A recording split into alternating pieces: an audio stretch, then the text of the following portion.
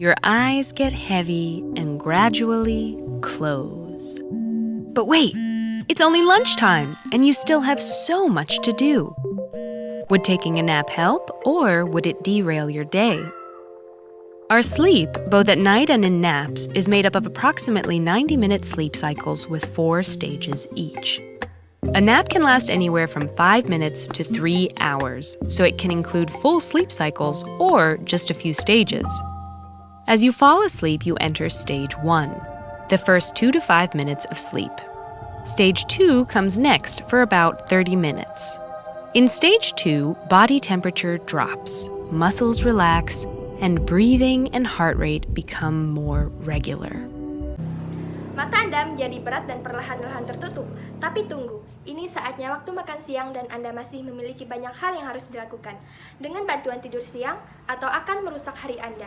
Karena itu tidur, baik di malam hari maupun saat tidur siang, terdiri dari sekitar 90 menit siklus tidur dengan masing-masing 4 tahap. Sebuah serbet bertahan dari 5 menit hingga 3 jam, sehingga dapat mencakup siklus tidur penuh atau hanya beberapa tahap.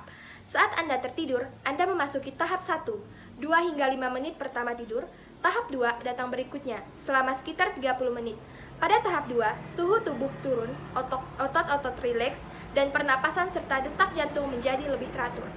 Your neurons start to fire in unison, creating waves of activity that sweep across the cortex, punctuated by rapid bursts of neural activity called sleep spindles. As you enter stage 3, or slow wave sleep, the rolling waves increase as your neurons fire in coordination. This phase lasts about 20 to 30 minutes and is where your deepest sleep occurs. Then you enter REM sleep, which lasts about 10 to 20 minutes in a nap. In REM, the brain becomes more active, more like your brain activity while awake. The end of REM signals the completion of a sleep cycle. Neuron-neuron Anda bergerak secara serempak, menciptakan gelombang aktivitas yang menyapu seluruh korteks, diselingi oleh ledakan cepat aktivitas saraf yang disebut spindel tidur. Saat Anda memasuki tahap 3 atau tidur gelombang lambat, gelombang bergulir meningkat saat neuron Anda bekerja dalam koordinasi. Fase ini berlangsung sekitar 20 hingga 30 menit dan disitulah tidur terdalam Anda terjadi. Kemudian Anda memasuki tidur REM yang berlangsung sekitar 10 hingga 20 menit dalam tidur siang. Secara REM, otak menjadi lebih aktif, lebih seperti aktivitas otak Anda saat terjaga. Akhir dari sinyal REM untuk menyelesaikan siklus tidur Anda. Okay, but will a nap make you feel better? Well, that depends on a few things, especially what stages of sleep the nap includes. Take a 30-minute nap, which consists mainly of stage 2 sleep. Stage 2 sleep is associated with long-term potentiation, a process that's thought to strengthen the synapses between neurons, which is essential for learning. A 20 to 30-minute nap stops short of stage 3's deep sleep, making it relatively easy to wake up from. A 30 to 60-minute nap, meanwhile, has the benefits of stage 2 sleep and also takes you into the deeper sleep of stage 3. During stage 3, multiple brain areas work together to transfer information from short-term memory storage to long-term storage, stabilizing and strengthening long-term memory by coupling sleep spindles with slow waves. Baik, tapi apakah dan itu akan membuatmu merasa lebih baik? Ya, itu tergantung pada beberapa hal, terutama apa tahapan tidur dari itu, termasuk tidur siang 30 menit yang sebagian besar terdiri dari tidur tahap 2.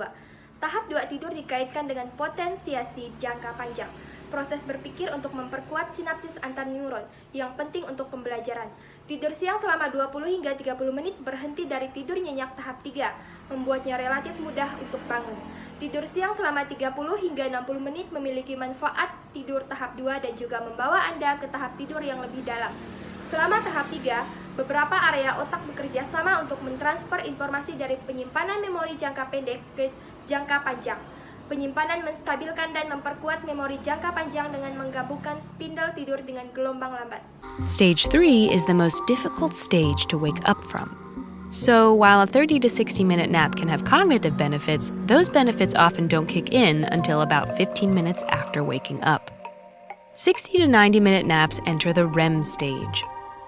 While in REM, the prefrontal cortex, which is largely responsible for inhibition and cognitive control, becomes much less active. Meanwhile, the amygdala and cingulate cortex, regions associated with emotion and motivation, are highly active. Researchers have posited that the combination of these things leads to bizarre dreams during REM sleep. The decrease in inhibition and cognitive control might lead to wild associations. And thanks to the amygdala and cingulate cortex activity, those associations can be between emotionally charged topics. Tahap ketiga adalah tahap yang paling sulit untuk dibangunkan. Jadi, sementara tidur siang selama 30 hingga 60 menit dapat memberikan manfaat. Manfaat tersebut hilang dan tidak akan muncul sampai sekitar 15 menit setelah bangun tidur. Tidur siang 60 hingga 90 menit memasuki tahap REM. Sementara di REM, korteks prefrontal yang sebagian besar bertanggung jawab untuk penghambatan dan kontrol kognitif menjadi kurang aktif. Sementara itu, korteks amigdala dan cingulate, daerah yang berhubungan dengan emosi dan motivasi, sangat aktif. Para peneliti telah mengemukakan bahwa kombinasi dari hal-hal ini mengarah ke mimpi aneh selama tidur REM. Penurunan penghambatan dan kontrol kognitif dapat menyebabkan asosiasi wild dan berkat aktivitas korteks amigdala dan cingulate, asosiasi tersebut dapat berada di antara topik yang bermuatan emosional. Some researchers think this stage might help us make innovative connections between ideas upon waking. Because the brain activity during REM is closer to waking, it may be easier to wake up from REM than stage 3, even though the nap is longer. The time of day also matters. Our need for deep stage 3 sleep progressively increases throughout the day. So if you nap later, you may rob yourself of the sleep pressure needed to go to sleep at night. This doesn't happen for REM sleep. Longer periods of REM occur during morning hours, so morning naps are dominated by REM. Midday naps have about equal parts of REM and deep sleep, and evening naps contain more deep sleep. Beberapa peneliti berpikir tahap ini mungkin membantu kita membuat hubungan inovatif antara ide-ide saat bangun tidur, karena aktivitas otak selama REM lebih dekat dengan bangun. Mungkin lebih mudah untuk bangun dari REM daripada tahap 3. Meskipun tidur siangnya lebih lama, waktu hari juga penting. Kebutuhan kita akan tidur nyenyak tahap 3 semakin meningkat sepanjang hari. Jadi, kita tidur siang nanti, Anda mungkin merampas tekanan tidur yang diperlukan untuk tidur di malam hari. Ini tidak terjadi untuk tidur REM. Periode REM yang lebih lama terjadi selama jam-jam pagi. Jadi, tidur siang dinominasi oleh REM.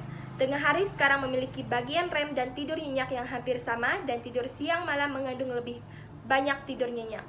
On top of all this, it seems that we're just about evenly split between nappers and non-nappers. Nappers consistently show cognitive benefits from napping, but non-nappers may not. Researchers think this could be because nappers are able to stay in a lighter sleep and move through sleep stages more easily. Meanwhile, non-nappers may experience more deep sleep while napping, making them groggy afterward. So, will a nap help? Well, there's only one way to find out. If you're interested in learning more about how to hack your sleep to transform your life, we have 2 book recommendations for you. Take a Nap, Change Your Life and Why We Sleep are both available as audiobooks. And if you visit audible.com/TED-Ed, you can download a free copy. Di atas semua ini, tampaknya kita terbagi rata antara nappers dan non-nappers. Nappers secara konsisten menunjukkan manfaat kognitif dari tidur siang, tetapi nappers mungkin tidak. Para peneliti berpikir ini bisa menjadi karena nappers dapat bertahan dalam tidur yang lebih ringan dan bergerak melalui tahapan tidur dengan lebih mudah. Sementara itu, non-nappers mungkin mengalami lebih banyak tidur nyenyak saat tidur siang, membuat mereka grogi sesudahnya. Jadi, apakah tidur siang akan membantu? Nah, hanya ada satu cara untuk mengetahuinya. Jika Anda tertarik untuk mempelajari lebih lanjut tentang cara meretas tidur Anda untuk mengubah hidup Anda, kami harus memesankan rekomendasi untuk Anda. Tidur siang mengubah hidup Anda dan mengapa kita tidur. Keduanya tersedia sebagai buku audio dan jika Anda mengunjungi audible.com atau TED, Anda dapat mengunduh salinan gratis.